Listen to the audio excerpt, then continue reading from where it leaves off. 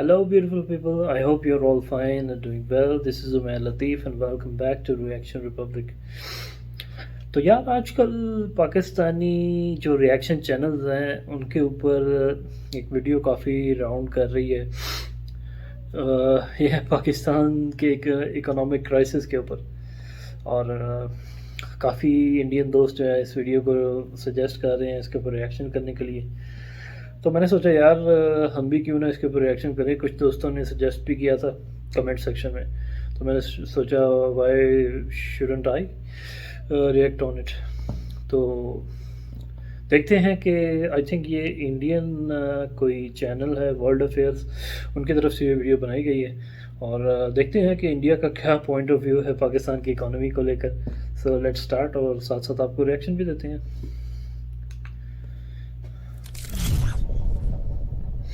नमस्कार and welcome you to world affairs. मैं हूं प्रशांत धवन। नाउ रिसेंटली हमने ये देखा है कि पाकिस्तान में एक बहुत ही बड़ा इकोनॉमिक क्राइसिस बनके उभरा है, और ना सिर्फ पाकिस्तान में। एक्चुअली आप अगर इंडिया के आसपास वेरियस कंट्रीज को देखो, इवन अफगानिस्तान को देखो, श्रीलंका को देखो, श्रीलंका का एग्जांपल आपको याद होगा। रिसेंटली इस देश ने इंडिया से $500 मिलियन का सॉफ्ट लोन मांगा था सिर्फ फ्यूल के लिए, पेट्रोल डीजल के लिए।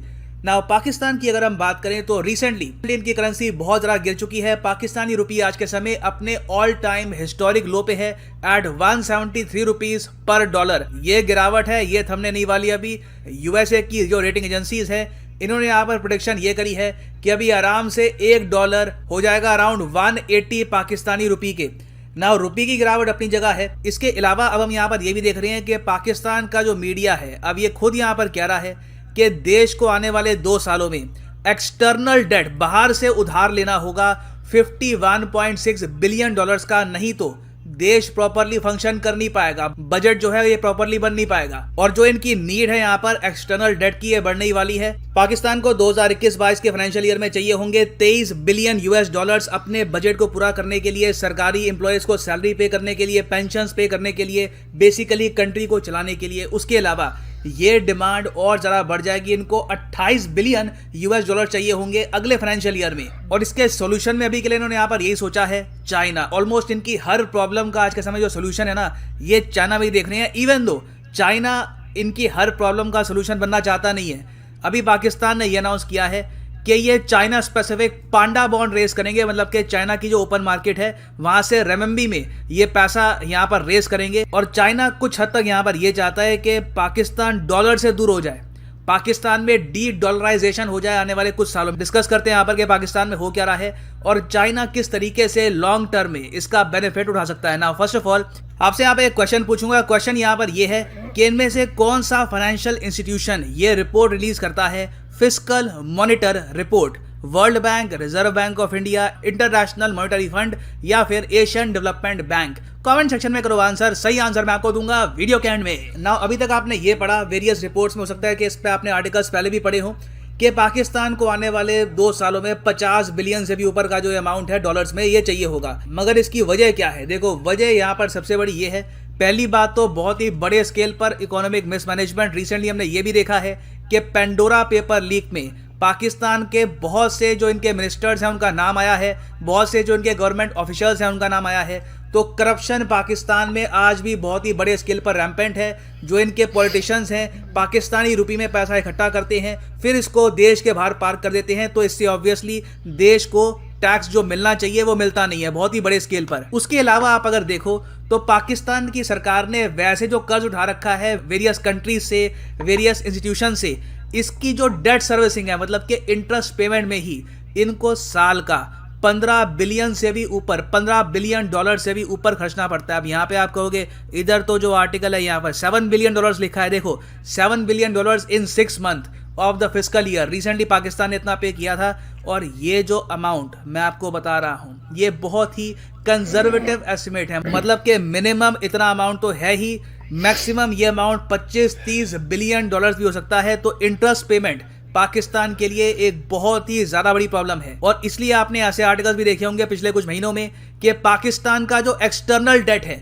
जो बाहर से कर्ज ओढ़ रखा है, वो लगातार बढ़ रहा है, क्योंकि फॉरेन लोन्स एक के बाद एक रेज किए जा रहे हैं। एक लोन की पेमेंट के लिए दूसरा लोन, फिर तीसरा लोन। अब यहाँ पे आप पूछ सकते हैं वेट, अगर मैं गूगल पे जाऊं और लिखूं countries with most external debt, तो वहां पे तो पाकिस्तान आता ही नहीं है, दूर दूर से भी नहीं आता। वहां पे तो आप अगर देखो जो टॉप कंट्रीज हैं वहां पे यूएसए है, यूके है, फ्रांस है। तो इन कंट्रीज को होना चाहिए इकोनॉमिक प्रॉब्लम, पाकिस्तान को क्यों होता है? देखो यहाँ पे आपको समझना होगा, इशू आता है इंटरेस्ट का और इंटरेस्ट रीपेमेंट का। पहली बात तो यहाँ पर यह है, यूएसए का जो एक्सटर्नल डेट है ना, ये उधार यूएस उठाता है इंटरनेशनल ओपन मार्केट से अपनी शर्तों पर। यह बात आपको मैं पहले समझा चुका हूं कि यूएस इशू करता है ट्रेजरी बिल अर्थात यूएसए के बॉन्ड। यूएस इंटरनेशनल मार्केट में खड़ा होता है, कहता है कि कौन सा देश है जो मुझे $500 मिलियन देगा, उसके बदले में मैं प्रॉमिस करता हूं कि आने वाले 10-20 सालों में हर महीने इनको 2.5% या फिर 2% का इंटरेस्ट रेट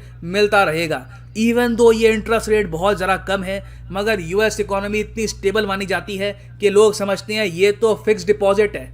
जैसे हम लोग सोचते हैं ना फिक्स डिपॉजिट होता है, बैंक में रख दो बिल्कुल सेफ है, वैसे ही कंट्री सोचती है कि अपना पैसा कहाँ रखें। फिर यूएसए के जो बॉन्ड्स हैं ये लगते हैं कि ये तो फिक्स डिपॉजिट है, दुनिया इधर से उधर हो जाए, यूएस कहीं पे हिलने वाला है नहीं, तो इनके बॉन्ड्स परचेज करके रख लो। तो ये सब कर करके ओवर द ईयर्स यूएसए ने बहुत सारा जो एक्सटर्नल डेट है ये उठा रखा है, और ये अच्छा डेट है, बहुत लो इंटरेस्ट रेट वाला डेट है। जो शर्तें हैं ये सारी यूएसए ने तय करी है। वेरएज पाकिस्तान को आप अगर देखो तो सिंस पिछले 10 से लेकर 15 सालों में लगातार Pakistan FATF financial action task force की जो ग्रे लिस्ट है उसमें रहा है। उस वजह से क्या हुआ है कि पाकिस्तान को वर्ल्ड बैंक और वेरियस और इंस्टीट्यूशंस ने, इवन कंट्रीज ने भी आराम से लोन नहीं दिया। अगर लोन दिया भी है तो बहुत ज़्यादा कड़ी शर्तों पे दिया है, और कई जगह तो लोन मिला ही नहीं है। इसलिए पाकिस्तान मजबूरी में हर बार आप अगर देखोगे तो चाइना के पास ही जाता है। और अब चाइना के जो लोन्स थे उनके बारे में जो डिटेल्स हैं वो भी सामने आ रहे हैं। फॉर एग्जांपल रिसेंटली एक रिपोर्ट सामने आई थी कि जो चाइना के लोन्स हैं टू पाकिस्तान, ये कमर्शियल रेट्स पे दिए गए हैं। ये बहुत बड़ी बात है। कमर्शियल रेट्स मतलब कि देखो, ऐसा तो नहीं है कि शी जिनपिंग का कोई ऑफिस है वो देता है लोन इमरान खान को, ऐसा तो है नहीं। चाइना की सरकार ने बहुत सारे सरकारी बैंक्स बना रखे हैं, जैसे हमारे हैं state bank of India, Punjab national bank, bank of Baroda, वहाँ पर भी चाइना के बहुत सारे सरकारी बैंक्स हैं। तो पाकिस्तान बेसिकली जो लोन लेता है या तो उनके सरकारी बैंक से लेता है, या तो चाइना का जो रिजर्व बैंक है उसके अंडर जो इंस्टीट्यूशन है उससे लेता है ये सब लोन। अब ये लोन जब पाकिस्तान उठा रहा था चाइना से, तब चाइना ने बिल्कुल भी तरस नहीं खाया, जो उस वक्त मार्केट रेट चल रहा था उसी के हिसाब से लोन दिया है। और एक्चुअली कमर्शियल रेट बड़ी गोलमोल टर्म होती है। कमर्शियल रेट का मतलब ये होता है कि एटलीस्ट जो बैंक का उस वक्त करंट इंटरेस्ट रेट चल रहा है उसमें तो आपने लोन उठाया ही है। उसके अलावा अगर बैंक को लगता है कि जिस प्रोजेक्ट में ये पैसा लगाया जाएगा कल को यहाँ पे बम ब्लास्ट हो सकता है, कुछ प्रॉब्लम आ सकती है, कुछ भी दिक्कत आ सकती है, तो चुपचाप ये लोग क्या करेंगे कि बैंक का इंटरेस्ट रेट 1 से लेके 2% बढ़ा भी देंगे, ये कहकर के हम लोग यहाँ पर रिस्क ले रहे हैं तुम्हारे यहाँ पैसा लगाकर, तो एटलीस्ट इतना तो हम यहाँ पर इंटरेस्ट चार्ज करेंगे। तो ये मैं कहूँगा एक बहुत ही बड़ा एक्सपोजे था। और अभी भी आज तक भी हमको एक्चुअली पता नहीं है कि पाकिस्तान ने किस इंटरेस्ट रेट पे लोन उठाया है। ये बात एक टॉप सीक्रेट है बिटवीन चाइना एंड पाकिस्तान। और ऐसा नहीं है कि चाइना ही बहुत ज़्यादा हाई इंटरेस्ट रेट पे पाकिस्तान को लोन देता है, ये जब वर्ल्ड बैंक के पास भी जाते हैं लोन मिल जाता है। बहुत ही ज़्यादा रिक्वेस्ट करने के बाद 1.5 बिलियन या फिर $800 मिलियन का जो लोन है मिल जाता है, मगर जो टर्म सेट करता है वर्ल्ड बैंक ये बहुत ज़्यादा कड़ी होती है कि लिमिटेड टाइम फ्रेम में आपको देना होगा, इंटरेस्ट रेट आपका इतना होगा, क्योंकि वर्ल्ड बैंक कहता है कि हम रिस्क उठा रहे हैं तुमको लोन देकर। वेयरएज वर्ल्ड बैंक जब लोन देता है इंडिया को या फिर इवन चाइना को या फिर किसी और कंट्री को, तो वर्ल्ड बैंक काफी हद तक निश्चिंत होता है कि इनके यहाँ प्रॉब्लम नहीं आने वाली। तो सिंस पाकिस्तान ने ओवर द इयर्स बाहर से जो भी लोन उठाया है उसकी शर्तें इतनी जरा कड़ी है, तो अब क्या हो रहा है कि हर साल जब पाकिस्तान की सरकार बैठती है बजट को बनाने के लिए, पहले तो इनके ऊपर बैठ जाता है IMF कहता है कि बजट तुम जो भी बनाओगे ना हमारे हिसाब से बनाओगे, हम बताएंगे कि बजट का पैसा कहाँ पे एलोकेट करना है, कौन सा पैसा तुम कहाँ पे खर्चोगे। एक तो IMF की प्रॉब्लम है। दूसरी फिर प्रॉब्लम यहाँ पर यह भी आ जाती है कि इनके पास बेसिकली पैसा उतना होता ही नहीं है कि बजट को पूरा बना लिए, क्योंकि जो इनके फाइनेंस मिनिस्टर है ये काफ़ी बार सोचते हैं कि जो पैसा मेरे पास आ रहा है इसका मैं इंटरेस्ट पेमेंट करूं पहले या फिर देश की तरक्की के लिए लगाऊं। इंटरेस्ट पेमेंट नहीं करूंगा तो देश को ये ठहरा देंगे डिफॉल्टर, फिर इंटरनेशनल मार्केट में फ्यूचर में कोई लोन ही नहीं देगा। तो अभी के लिए क्या कर रहे हैं कि बीच में जो ये प्रॉब्लम आती है ना, इसको सॉल्व करने के लिए या तो टेम्परेरी बेसिस पर यूएई से या फिर कभी चाइना से किसी ना किसी कंट्री से लोन ले लेते हैं। पहले वैसे यूएई दे भी देता था, मगर अब यूएई और सऊदी अरेबिया भी लोन नहीं दे रहे, तो इनके पास ऑप्शंस लगातार कम होती जा रही है। इसलिए आपने ये भी देखा है कि पाकिस्तान रिसेंटली आईएमएफ के पास गया कितने बिलियन के लोन के एक्सटेंशन के लिए, $1 बिलियन।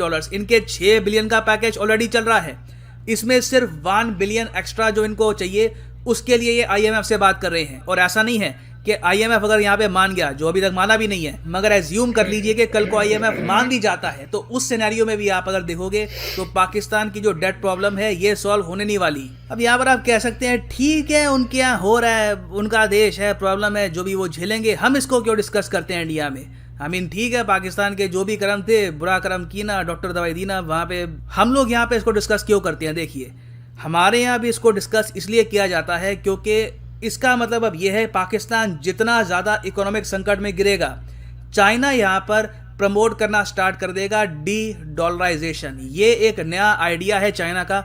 ये एक्चुअली जब 2014-15 में उन्होंने सबसे पहले लॉन्च किया था ना, इंडिया में भी लोग एक्साइटेड हो गए थे ये देखकर कि चलो अच्छी बात है, एशियन कंट्री है, जो यूएस डॉलर की डोमिनेंस है उसको तोड़ा जाएगा। उस टाइम आप कह सकते हैं कि इंडिया चाइना के रिलेशंस उतने खराब हुए नहीं थे जितने आज के समय हो चुके हैं। तो उस टाइम आप अगर देखो तो चाइना ने ये कहा था कि डी डॉलराइजेशन करते हैं। इसका मतलब ये है कि डॉलर को यूज करना ही बंद कर दो। तुम डॉलर पर पैसा उठाते ही क्यों हो, तुम वर्ल्ड बैंक के पास जाते ही क्यों हो, कंप्लीटली शिफ्ट कर दो चाइनीज रिमेंबी पे, मतलब कि चाइना की जो करेंसी है युआन पर, उसको बना दो अपनी कंट्री की डिफॉल्ट करेंसी। बाकी हम लोग देख लेंगे, हम युआन छापते रहेंगे, आपके पास पैसा आता रहेगा, और धीरे धीरे जो डॉलर पे अपनी निर्भरता है ये कम कर दो। ये आइडिया जो है चाइना ने दिया था रशिया को, रशिया ने कुछ हद तक एक्सेप्ट भी किया है, कुछ हद तक, ऑल टुगेदर नहीं, अभी के लिए कुछ हद तक एक्सेप्ट भी किया है। अफगानिस्तान को भी ये लोग सेम कह रहे हैं कि पहली बात तो सीपैक को एक्सटेंड कर दो, सीपैक के जो प्रोजेक्ट है ये अफगानिस्तान में भी फैला दो, उसके अलावा वहां पर भी कर दो डी डॉलराइजेशन, मार्केट से altogether US dollar remove ही कर दो। ऑफ कोर्स कर्जा तो आपको चुकाना होगा, इसका मतलब ये नहीं है कि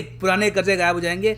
इसका मतलब सिंपली ये है कि फ्यूचर में जो आपको सारा कर्ज उठाना है ना, आपको सिर्फ और सिर्फ उठाओ चाइनीज सेंट्रल बैंक से, चाइना के सरकारी बैंक से, और ये कमिटमेंट कर दो कि मार्केट रेट पे कल को RMB का जो भी रेट होगा उसी पे तुम वापस करोगे, डॉलर को बीच में नहीं लाओगे। तो बेसिकली इन द फ्यूचर आप क्या देखोगे कि अगर पाकिस्तान की स्थिति ऐसी ही बनी रहती है तो फ्यूचर में China complete economic take over कर लेगा इनका। पहले तो जो इनकी जनता है इनको समझ में नहीं आएगा कि हो क्या रहा है, क्योंकि ये बात आम आदमी समझ नहीं पाता कि किस तरीके से करेंसीज कैप्चर करती है मार्केट को, कैसे कंट्री इकोनॉमिक कॉलोनी बनती है। ये एक्चुअली इवेंट हो जाता है, उसके 5-6 साल बाद लोगों को एहसास होता है कि हम तो कंप्लीटली डिपेंडेंट हो चुके हैं इस कंट्री के ऊपर, और अब कल को ये चाहे तो हमारे देश को एक्सप्लॉइट भी कर सकते हैं फॉर नेचुरल रिसोर्सेज। तो सेम केस यहाँ पे पाकिस्तान का बन रहा है। और इंडिया को देखो, यहाँ पे कहीं ना कहीं सोचना होगा, इंडिया और यूएस को दोनों को सोचना होगा कि क्या हमारे लॉन्ग टर्म इंटरेस्ट में है कि हम कंप्लीटली पाकिस्तान को पुश कर दे टुवर्ड चाइना, या फिर कहीं ना कहीं दूसरा यहाँ पर रास्ता भी निकालना होगा। ये रास्ता कुछ भी हो सकता है,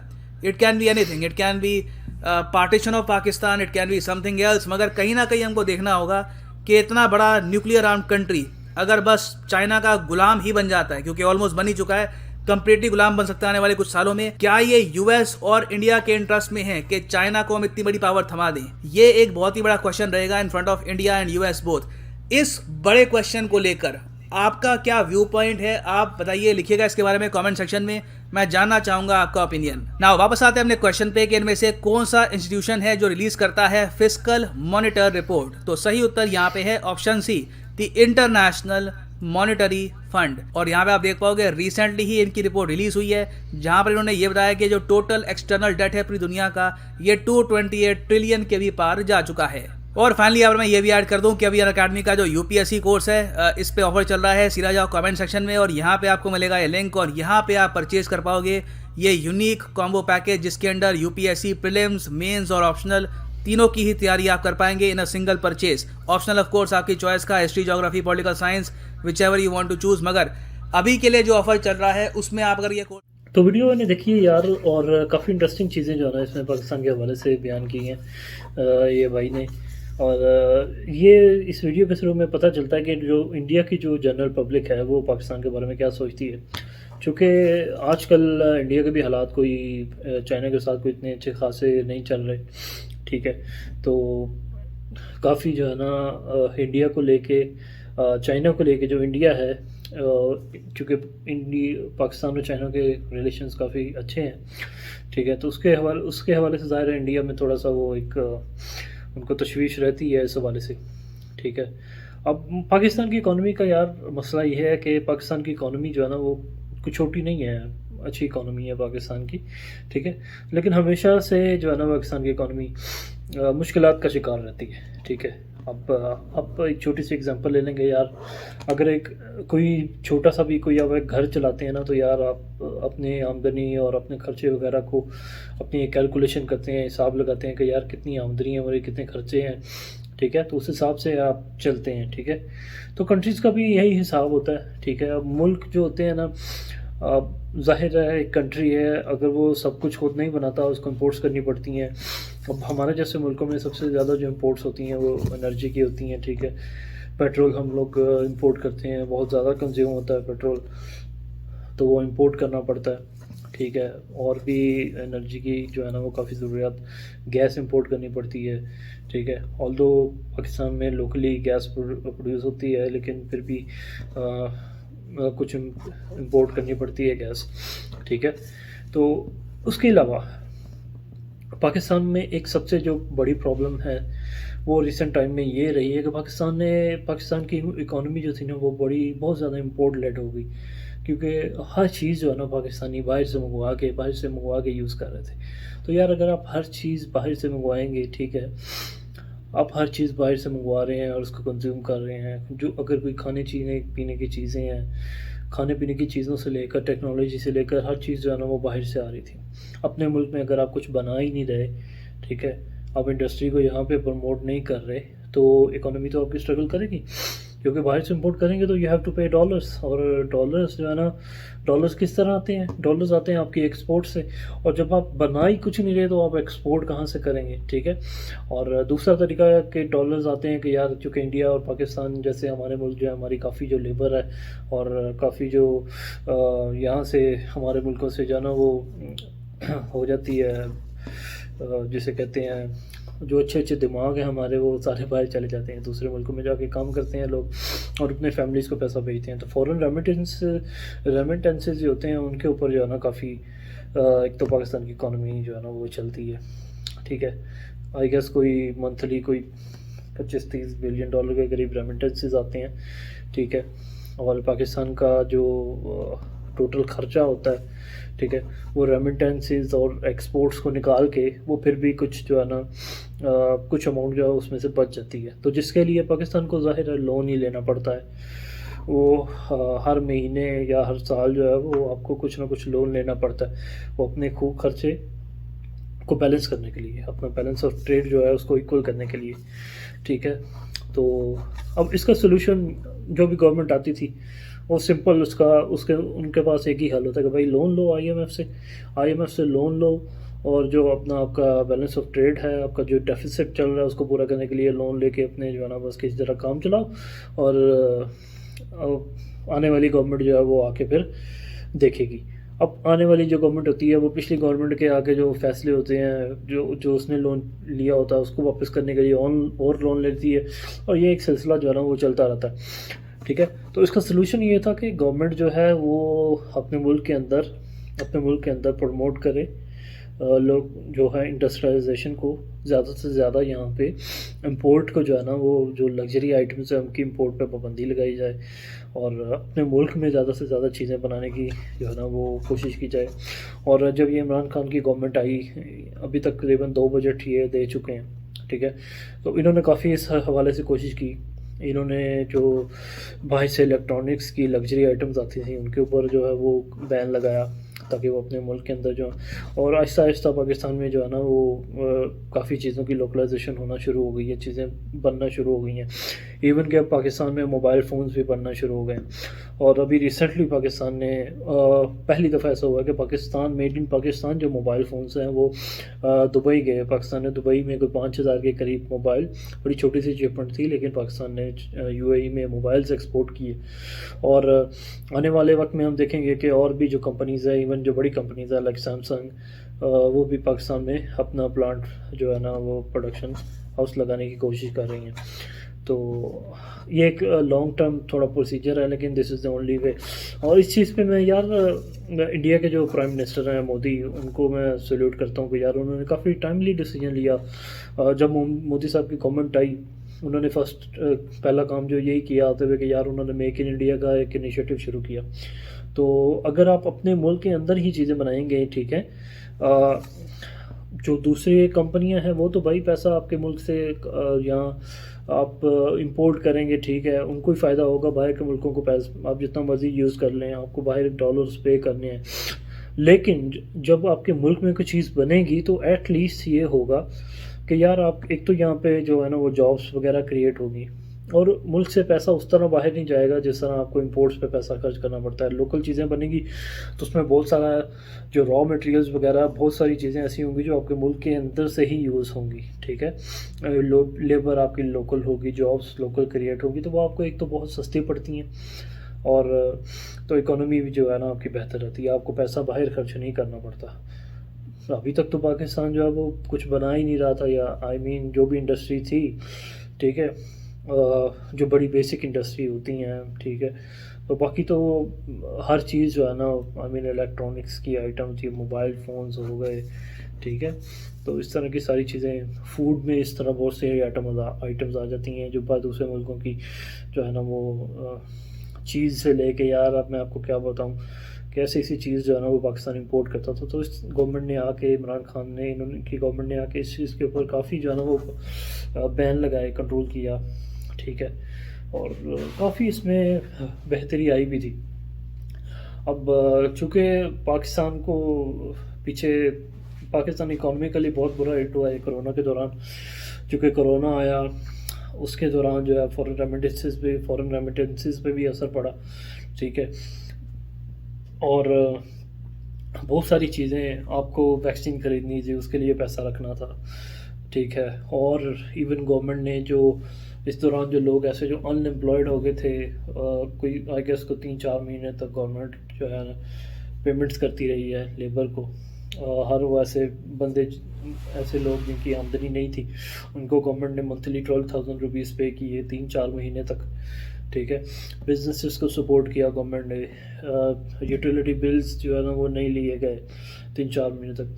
तो इस तरह करके गवर्नमेंट को पिछले 1 साल के दौरान काफ़ी करके नुकसान भी बहुत हुआ, ठीक है। गवर्नमेंट ने अपने पास से, अपने रिसोर्सेज से जो है ना कोरोना के दौरान लोगों को भी और बिजनेसेस को भी बहुत सपोर्ट किया।